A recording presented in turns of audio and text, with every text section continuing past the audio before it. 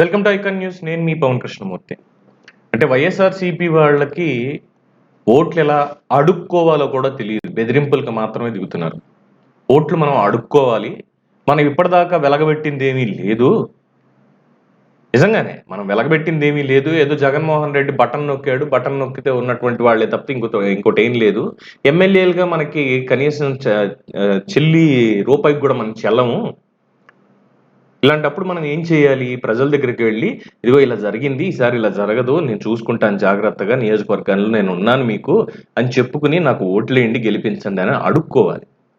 లేదు, మేము అడుక్కోం, మేము దౌర్జన్యాలకే దిగుతాం. 2019లో గెలిచిన తర్వాత ఏదైతే చేశారో ఇప్పుడు కూడా అదే చేస్తామని చెప్తున్నారు. ఉదయగిరి వైఎస్ఆర్సీపీ ఎమ్మెల్యే క్యాండిడేట్ అయినటువంటి మేకపాటి రాజగోపాల్ రెడ్డి ఆయన ఏమన్నాడు అనేది ఒక్కసారి ఇక్కడ మీరు వినండి. ఎటువంటి పరిస్థితుల్లో ఇక్కడ మూలపల్లిలో ఒక్క ఓటు సైకిల్ గుర్తుకు పడనే కూడదు. ఏదన్నా పొరపాటు జరిగిందంటే మాత్రం నేను ఖచ్చితంగా చెప్తున్నాను, ఆ సైకిల్ గుర్తు మనుషులు ఇక్కడ ఎవరూ ఉండవు. చూసారుగా, ఒక నియోజకవర్గంలో ఒక గ్రామంలో ప్రచారానికి వెళ్ళాడు ఆయన. ప్రచారానికి వెళ్ళిన వ్యక్తి జగన్మోహన్ రెడ్డి గారి ఆధ్వర్యంలో, ఇగో మేము పార్టీకి ఇలా చేస్తున్నాము, ఇంత ఇస్తాము, ఇది చేస్తాము, ఈ కార్యక్రమాలు చేస్తాం, యువతకి ఉపాధి, ఉద్యోగాలు, పెద్దలకి పెన్షన్లు, లేదంటే రైతులకి ఇది చేస్తాం, మహిళలకు అది చేస్తాం, ఇవి చెప్పాలి. మీరు ఓట్లు నాకే వెయ్యాలి, అడగడంలో తప్పులేదు. నాకు కాకుండా సైకిల్ గుర్తుకి ఎవడన్నా ఓటేసాడంటే, సైకిల్ గుర్తుకి ఓటేసిన వాళ్ళు ఇక్కడ ఉండరు. ఏంటి బెదిరింపులు ఏంటి అంటే దీన్ని బలుపు అనాలా, ఇంకేమైనా అనాలా? ఏం చేశారని? వీళ్ళు ఏమైనా స్వాతంత్ర సమరయోధుల వీళ్ళని గౌరవించడానికి? సమాజ సేవ ఏమైనా చేశారా? లేదా పోనీ సమాజానికి ఇంత సేవ చేస్తాం మేము అని అనుకోవడానికి? ఈ బెదిరింపులు ఏంటి? సైకిల్ గుర్తు కొట్టేస్తే, ఇంకో గుర్తు కొట్టేస్తే వాళ్ళు ఎవరు గ్రామాల్లో ఉండరు. అదేమన్నా గ్రామం మొత్తం ఏమన్నా ఎవడు బాబు జాగీరా? ప్రజలు ఎందుకు ఊరుకుంటున్నారో నాకు అర్థం కావట్లేదండి. ఇలాంటి మాటలు వింటూ కూడా వాళ్ళు ఎందుకు ఊరుకుంటున్నారు అనేది నాకు అర్థం కానటువంటి పరిస్థితి. ఏం చెప్పాలి? ఎవడన్నా నన్ను బెదిరిస్తే నాకు కోపం వస్తుంది ఆటోమేటిక్గా. బెదిరింపు ఏంటి?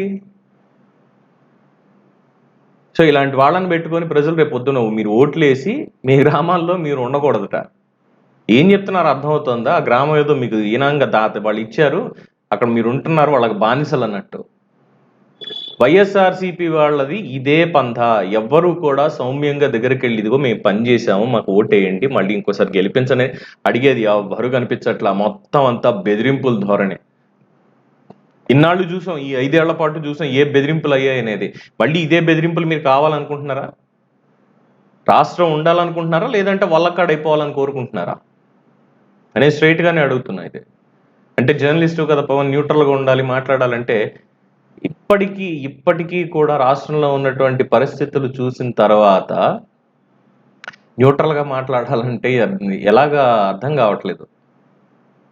అంటే నేనేదో సపోర్ట్ చేస్తున్నాను, తెలుగుదేశం పార్టీకి, జనసేన కూటమికి సపోర్ట్ చేసేస్తున్నాను నేనేం చెప్పట్లే. అట్ ద సేమ్ టైం ఆలోచించండి, చూడండి.